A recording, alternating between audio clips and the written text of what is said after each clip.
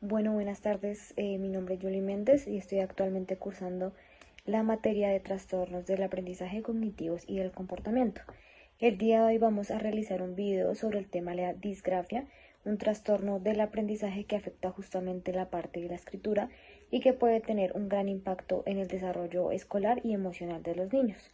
Hoy conoceremos, por tanto, qué es la disgrafia, cuáles son sus causas, sus tipos, las teorías que la explican y sus principales características clínicas, todo en base a la neuropsicología infantil.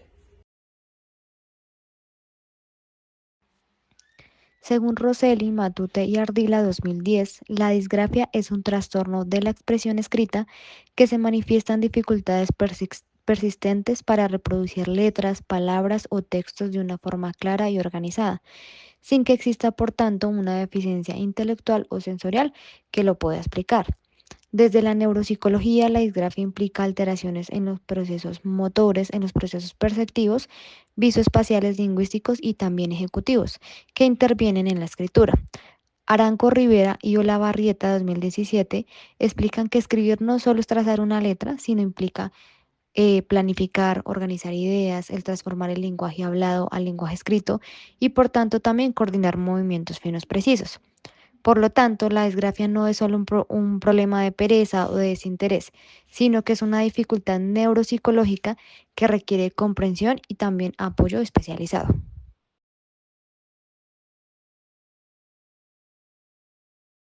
Según Rosselli, Matute y Ardila, la disgrafia se puede explicar justamente como una alteración en uno o varios componentes funcionales del proceso de la escritura. Nos postulan así que existen, por tanto, un modelo doble de la ruta para la escritura,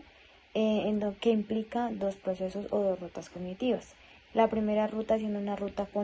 fonológica, que transforma fonemas en grafemas y que pues es esencial para las palabras nuevas o las pseudopalabras. Cuando se afecta, por tanto, pues esta ruta aparece la disgrafia fonológica, que pues se constituye justamente por errores por sustitución de letras o por sonidos parecidos, en la dificultad para representar sonidos complejos o la omisión o inversión de las palabras.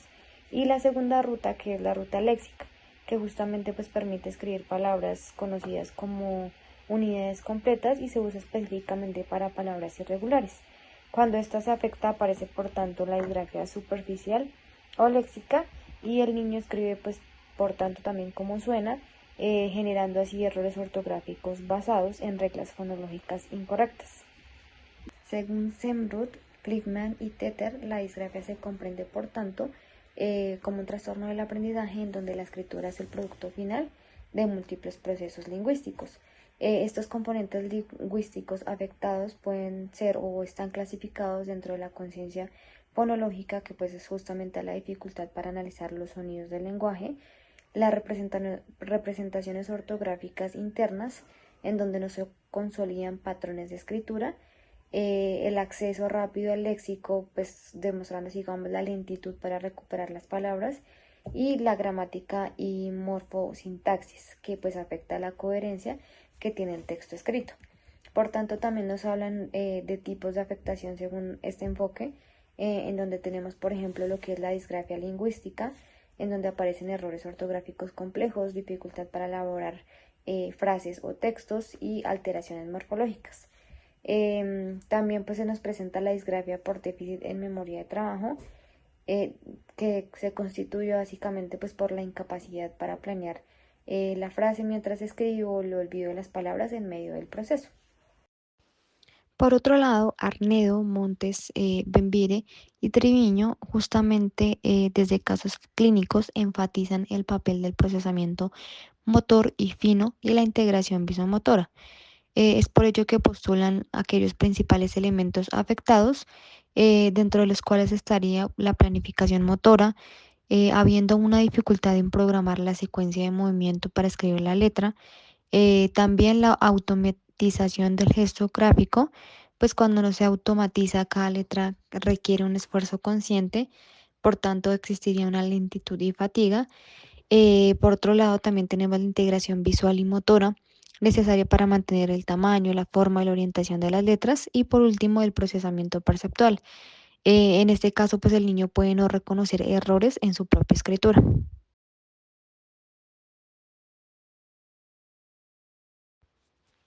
Como mencionamos, la disgrafia no es un trastorno único, sino un conjunto de alteraciones que pueden afectar las rutas cognitivas, los procesos lingüísticos, los mecanismos motores y las habilidades visoespaciales que participan en la producción escrita.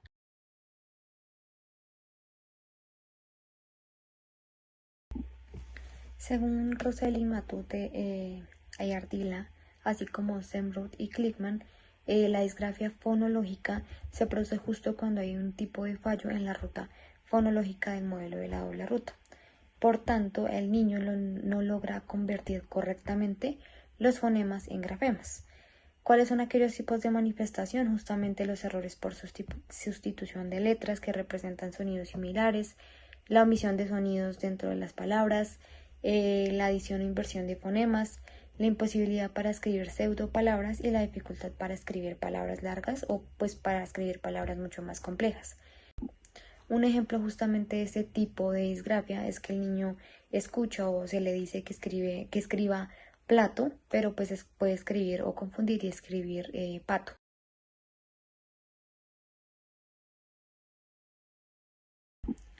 Encontramos también, por tanto, la disgrafia superficial o la disgrafia léxica, en donde evidenciamos la afectación de la ruta léxica encargada de escribir palabras conocidas como unidades completas. Algunas de las características de esta es justamente la escritura como suena, incluso cuando es incorrecto, los errores ortográficos en palabras irregulares y la dificultad para recordar la forma ortográfica de la palabra.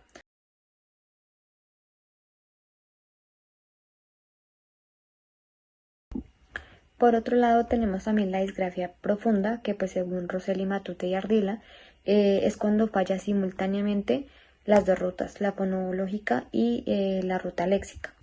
Por tanto, se evidencian situaciones como errores semánticos, escribir, por ejemplo, gato por perro, los problemas graves con las pseudopalabras, los errores ortográficos y fonológicos juntos, y pues la gran dificultad también para escribir palabras abstractas.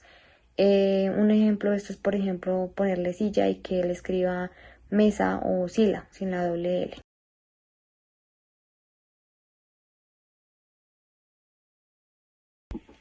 L. Bueno, también tenemos la disgrafia motora, en donde existen fallas en la coordinación motriz fina, en la planificación motora o en la automatización del gesto gráfico. Por tanto, pues se encuentra caracterizado por situaciones como letra temblorosa, irregular o muy rígida,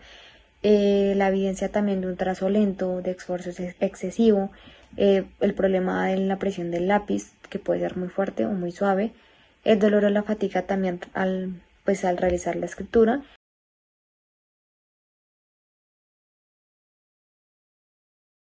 Por último, vamos a hablar también de la disgrafia visoespacial o perceptual, que justamente se encuentra caracterizada por letras mal orientadas o deformes, el tamaño inconsistente de las letras, la mala organización también del texto pues en la hoja, la dificultad para copiar de la pizarra y la confusión en letras similares como lo pueden ser la B, la D, la P o la Q. Un ejemplo de esto es, por ejemplo, que el niño escriba fuera los renglones o que pueda invertir también las letras constantemente.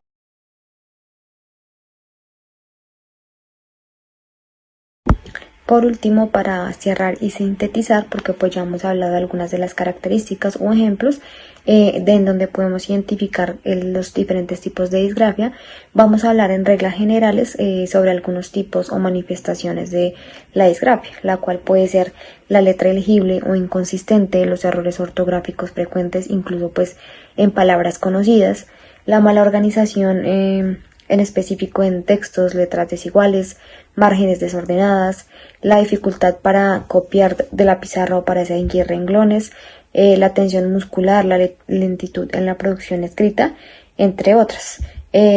Por eso mismo, comprender todos estos tipos de sintomatología o de manifestaciones, así como aquello que lo pueden causar, es importante para poder identificar que no solo se trata de falta de práctica, de pereza, motivación, sino de un tipo de trastorno del aprendizaje con bases neurofisiológicas que pues debe ser plenamente identificado y tratado.